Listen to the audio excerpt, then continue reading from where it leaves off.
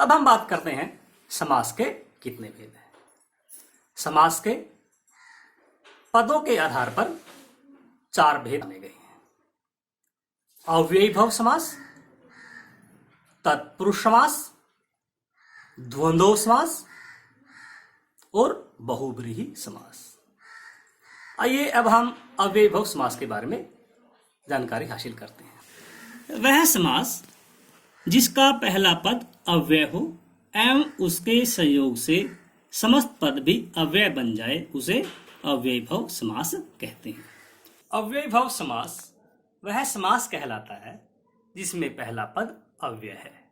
अव्यय से हमारा अभिप्राय उन शब्दों से है जिनमें कोई भी परिवर्तन नहीं होता, जिनमें कोई विकार नहीं होता, जैसे यथा, आ, प्रति। जो इस प्रकार के शब्द हैं अव्यय कहलाते हैं। और जब समास का पहला पद अव्यय हो वह अव्ययीभाव समास कहलाएगा। यथा शक्ति, आमरण, अनुरूप, भरपेट, बेग खटके, प्रतिदिन, आजन्म। जो ये पद हैं, ये समस्त पद हैं, इनमें रेखांकित किए गए जो पद हैं वो पहला पद है, उत्तर पद है। यथा, आ, अनु, भर, बे, प्रति, आ। तो इस प्रकार से अव्ययीभाव समास में जो पहला पद है वह अव्यय है, पहला पद प्रधान है। यथा शक्ति, शक्ति के अनुसार। जो इसमें दूसरा पद है शक्ति, उसमें कोई भी परिवर्तन नहीं हुआ है, ज्यादा जो प्रभावशाली है वो पहला पद है। आमरण, मरण तक, पहला पद आ, ज्यादा प्रभावशाली, पहले पद की प्रधानता आ की अर्थात पूर्व पद की। अनुरूप, रूप के योग्य। भरपेट, पेट भर के। बेखटके, बिना खटके के। प्रतिदिन, दिन दिन या हर दिन। आजन्म, जन्म से लेकर। तो अव्ययीभाव समास में पहला पद प्रधान होता है और अव्यय क्या है? यथा, आ, अनु, भर, बे, प्रति। अर्थात जिस समास का पहला पद अव्यय हो वह अव्ययीभाव समास कहलाएगा। अब बात करते हैं हम तत्पुरुष समास की। तत्पुरुष वह पुरुष। तत्पुरुष समास में जिसमें दूसरा पद प्रधान हो, अर्थात जिस समास का उत्तर पद प्रधान हो वह तत्पुरुष समास कहलाएगा। आइए उदाहरण देखते हैं। मूर्तिकार, राजपुत्र, सुरचित। मूर्तिकार, मूर्ति को बनाने वाला। राजपुत्र, राजा का पुत्र। सुरचित, सूर द्वारा रचित। तत्पुरुष समास क्या है? जिस समास में दूसरा पद प्रधान हो और विभक्ति का लोप हो उसे तत्पुरुष समास कहते हैं। इस समास में आने वाले जो कारक चिन्ह हैं को, से, के लिए, से, का, के, की, में, पर आदि का लोप हो जाता है। मूर्तिकार, मूर्तिकार में 2 पद हैं, मूर्ति और कार। पहला पद मूर्ति, कार दूसरा पद, मूर्ति को बनाने वाला। इस समास में जो दूसरा पद है उसकी प्रधानता है। राजपुत्र, राजा का पुत्र। सुरचित, सूर द्वारा रचित। कारक के आधार पर हम तत्पुरुष समास के 6 भेद मानते हैं। जैसा कि हम जानते हैं कि कारक के 8 भेद हैं। कारक का पहला भेद कर्ता ने और कारक का अंतिम भेद संबोधन, हे, हरे, हो आदि। इन दोनों कारक के भेद को छोड़ करके जो अन्य 6 भेद बचते हैं उनके आधार पर हम तत्पुरुष समास के कारक आधारित 6 भेद, कर्म तत्पुरुष, कर्ण तत्पुरुष, संप्रदान तत्पुरुष, अपादान तत्पुरुष, संबंध तत्पुरुष, अधिकरण तत्पुरुष, इस प्रकार से कारक के आधार पर समास के 6 भेद हैं। पद विग्रह समास। गगनचुंबी, गगन को चूमने वाला, इसमें कर्म को विभक्ति आई है, इसलिए यह कर्म तत्पुरुष है। रथ चालक, रथ को चलाने वाला, इसमें को विभक्ति आई है, इसलिए कर्म तत्पुरुष है। भयाकुल, भय से अकुल, इसमें से विभक्ति आई है, तो कर्ण तत्पुरुष। रेखांकित, रेखा से अंकित, यह कर्ण तत्पुरुष है। प्रयोगशाला, प्रयोग के लिए शाला, कौन सा समास हुआ? संप्रदान तत्पुरुष। क्यों हुआ? क्योंकि इसमें के लिए विभक्ति आई है। हथकड़ी, हाथों के लिए कड़ी, संप्रदान तत्पुरुष। धनहीन, धन से हीन, अपादान तत्पुरुष। अपादान में जुदाई होती है, से जुदाई, यानी कि जुदा होने का भाव, धन से अलग होना, धनहीन। ऋण मुक्त, ऋण से मुक्त। देश रक्षा, संबंध तत्पुरुष, का, के, की। शिवालय, शिव का आलय, संबंध तत्पुरुष। लोकप्रिय, लोक में प्रिय, अधिकरण तत्पुरुष। धर्मवीर, धर्म में वीर, अधिकरण तत्पुरुष। इस प्रकार से जो तत्पुरुष समास है वह 6 प्रकार का है। कारक के आधार पर इसके 6 प्रकार के भेद हुए। आइए आगे देखते हैं कर्मधारय समास की। कर्मधारय समास भी तत्पुरुष समास का एक भेद है। कर्मधारय समास में उपमेय उपमान, विशेषण विशेष्य का संबंध होता है। कई शिक्षाविद, कई व्याकरणाचार्य कर्मधारय समास को समास का अलग भेद भी मानते हैं। कर्मधारय समास जिस समस्त पद का उत्तर पद प्रधान,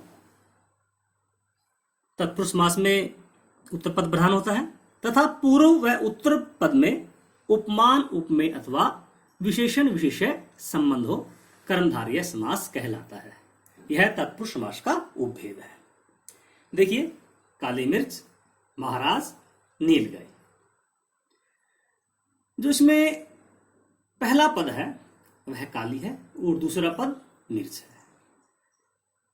मिर्च विशेष्य है, काली विशेषण है, अर्थात इस पद में मिर्च की विशेषता काली है और वह विशेषण है। महाराज, महान राजा।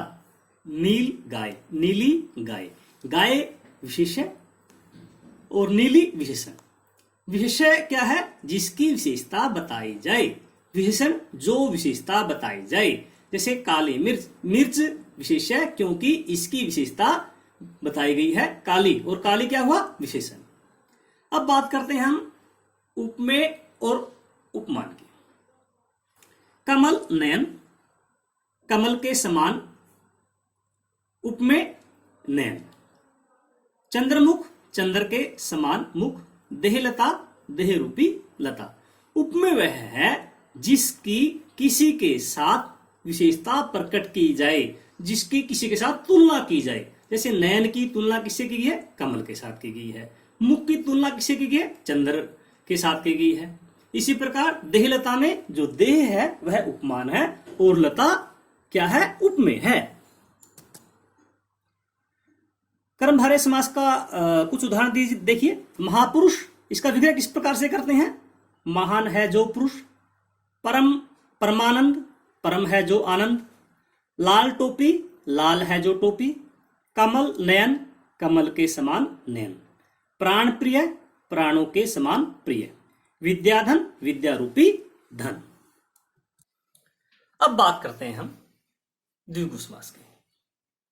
जिस समास का पहला पद संख्यावाची हो वह द्विगु समास कहलाता है। जैसे चौराहा, 4 राहों का समाहार। त्रिवेणी, 3 वेणियों का समूह। जिस समास का पहला पद संख्यावाची हो और समस्त पद किसी समूह का बोध कराए उसे द्विगु समास कहते हैं।